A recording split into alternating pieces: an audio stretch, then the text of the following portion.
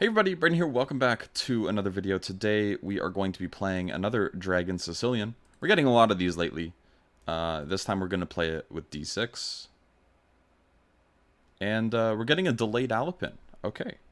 So we want to play this with knight to F6. And should I play this with Queen C7? Or just G6? I believe there is a way to play this where we don't have to worry about it. I'll just go E6 actually. As dragon players, we need to be okay with not going into the dragon, and again, the Alapin is just one of those cases where we really shouldn't be doing that. There are some circumstances where we can get away with it. I just don't think this is one of them. So yeah, I'm not allowing it. So knight c6. We're never scared of e5 here, because we can take it and we can trade queens. This is actually quite good for us, because now, for example, we have moves like knight to d7. Do we need to play knight to d7? We could also try to be a bit more active here with either knight to d5 or knight to g4. Knight to g4 is a little bit less interesting to me because of bishop h6. And I don't want the knight to have to come back and be taken. So I'll just go knight to d7. And I think this pawn will have some troubles with this move, bishop d8 to c7. We're just rerouting a little bit. Okay.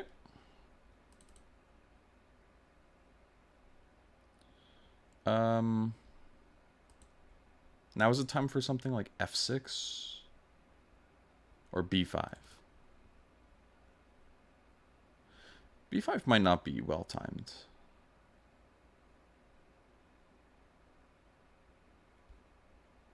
Let's go f6. If they end up going knight to d6 here, we have to take it, but then we can take on e5.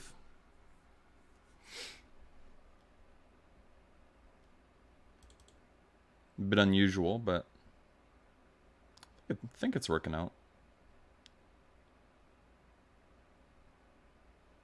That is if they take with the rook at the end. So if knight d6 takes and then rook takes, then we can just take on e5.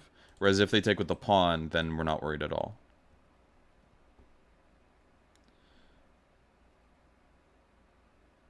For example, here I think we could just go b5, force them to play knight to d6. And then we can just get away with e5, which is nice. We can also not do that. Go for the pawn anyways. Where we force them to take with the bishop. I'm a little bit less interested in that. I like b5 quite a bit. We just have to worry about bishop to e4, but there's always bishop to d7. Yeah. Here, we're happy to take it. And now they have a pawn on d6, which we can try to exploit. And we're going to have lots of time to try and exploit that, which is nice. So e5.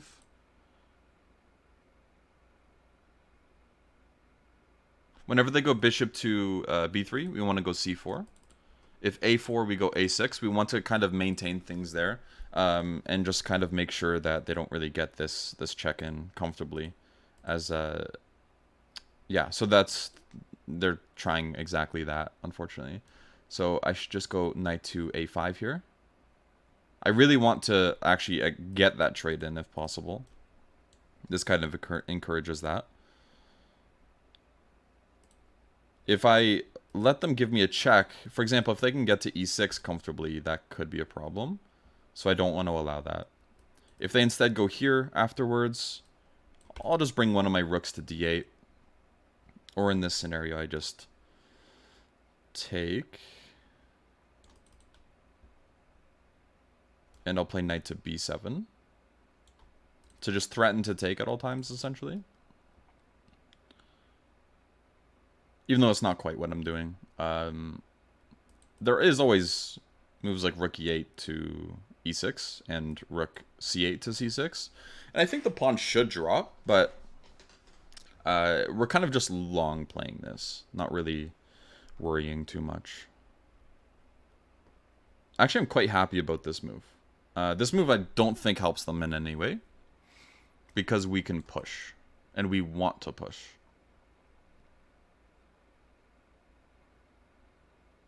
So I don't know what their idea is. Maybe it's to bring their knight to d5 somehow. But now all of a sudden I have some ideas that I'm really happy with, starting with a5, and now I can go rook a6 instead to target the pawn, and I'm looking also at a4, maybe even a3. So let's go rook a6. We're not threatening to take the pawn yet, which is important to mention. I'll go g6 if they go rook d3. They might just go h5, which is totally fine. Yeah, so they recognize that we're not really threatening it yet, but that's not why we played it. So there's g6, which I like. Is there anything better? I like g6 a lot. It just prevents h5. In the sense of we're going to play g5, not actually that we even want to take it. So g6, comfortable move. I'll just get that in really quick. Not scared of this at all. Now we have another target, b2, which is a genuine target. So I can bring my other rook in. Maybe even try to trade a pair of rooks off, and then I can just threaten to win this d6 pawn straight out. So things are looking really, really good here for us. The next big goal is to just trade off one pair of rooks, because then they can't really do anything, unfortunately, about this d6 pawn. It just kind of falls, and there's not really any hope involved in keeping it. Now we're also threatening to take it on d6, just like this, which is good too, because then we can just play rook a6. I'm a little bit less happy about that choice. They're looking for f4, I believe.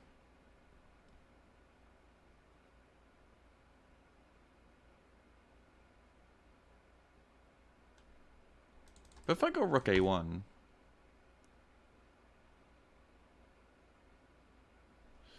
then I can force some sort of trade. I'm quite happy. I do really like taking on d6 though. Any sort of f4 I can prepare to meet it. Like, I assume they're going to try to double up or something, and then I can double up with rook a6, for example. And if they ever play f4, I can just play e4. I really like that. Let's take. Yeah.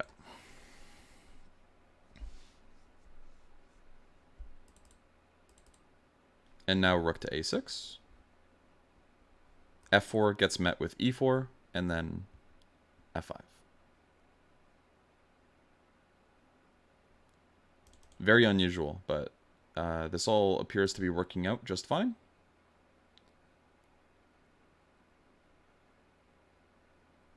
It's probably important that I play this. Actually, I don't know if I need to, but yeah, I will anyways. I'll play this anyways.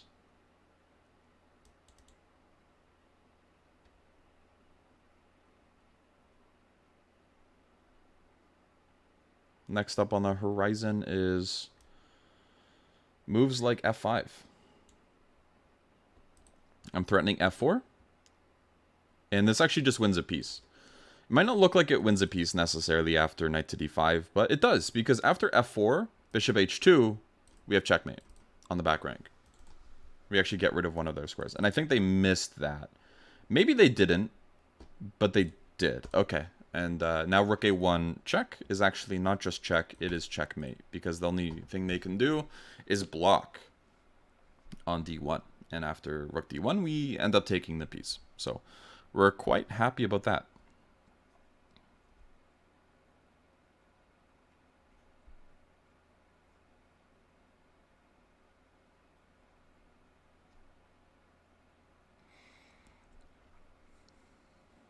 And I think we'll have to wait a little bit. That's the only move, so we can pre-move it.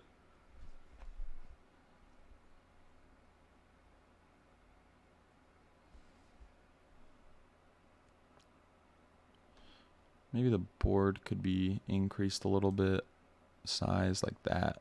Yeah, there we go. Okay.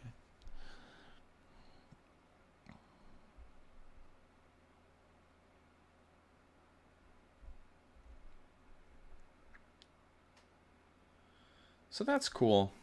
We'll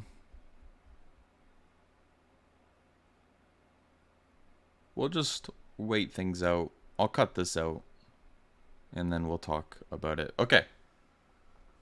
Now we can talk about it. Let's go to the analysis board and kind of see what went on. So I'll put the evaluation on. I'll turn the lines off. I believe you can still get away with G6 in these positions. I could be wrong. But it all depends on whether or not they get D4. For example, if they end up playing something like Queen C2 here,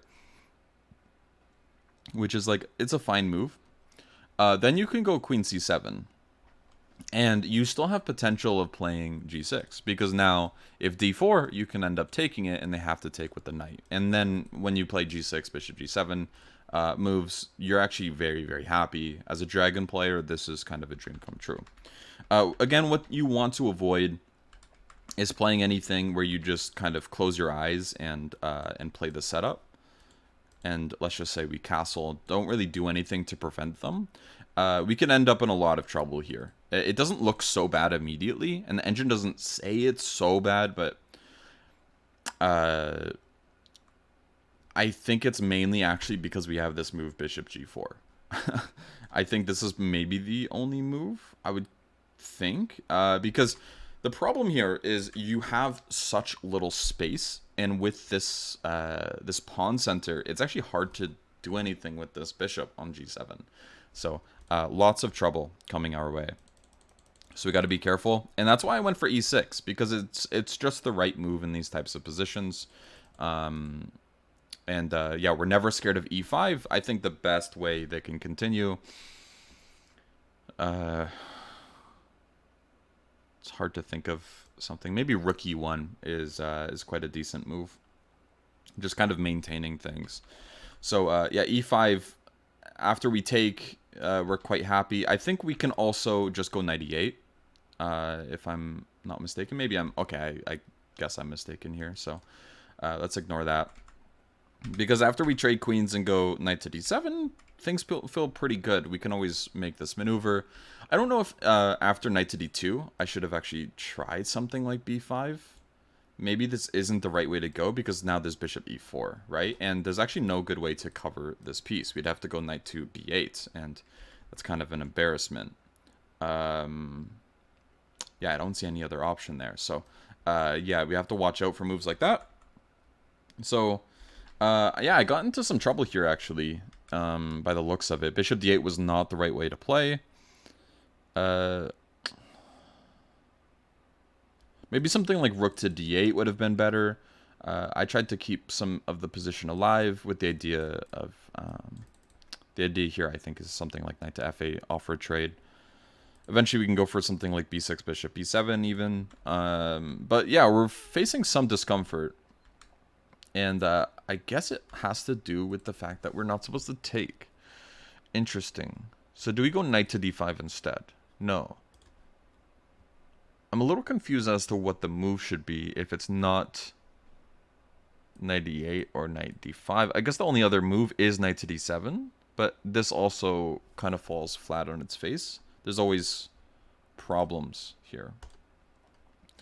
I'm going to turn on the lines to see. So it is D takes E5. So I was right. D takes E5. For some reason, the engine was just like kind of messing with me a little bit. And Knight to D7 is a good move. Knight to D5 is a little bit better, though.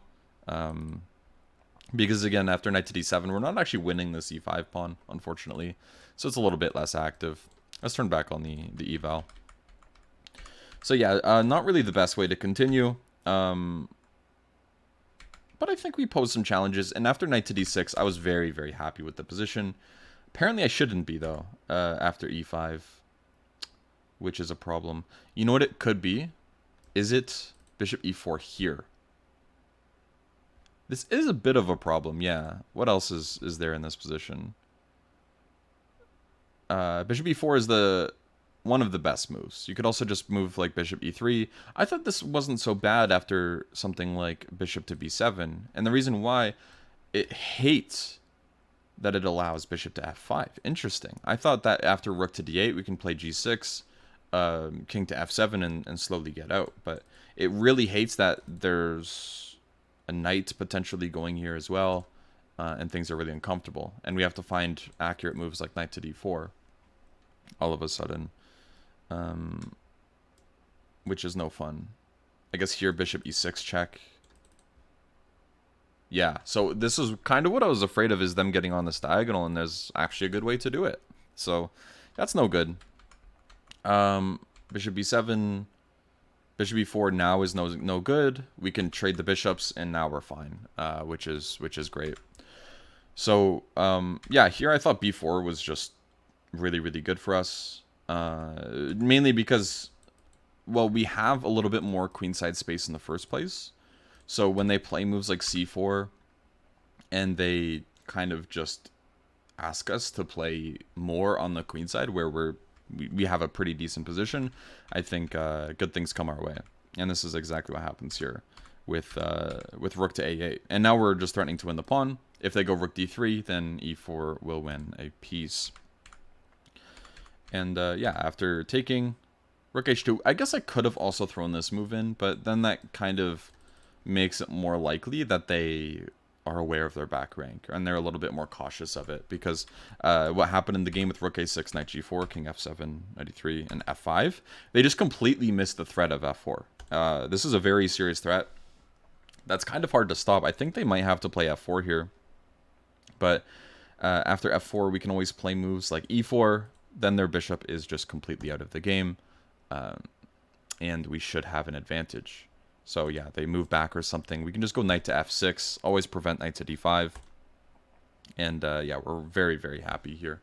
So yeah, instead, of course, they just fell for the simple tactic, and mate in 2. So anyways, I hope you guys enjoyed that one. There was some things that I could have definitely done better. Centralize the pieces. We did not need to play knight to d7 earlier on.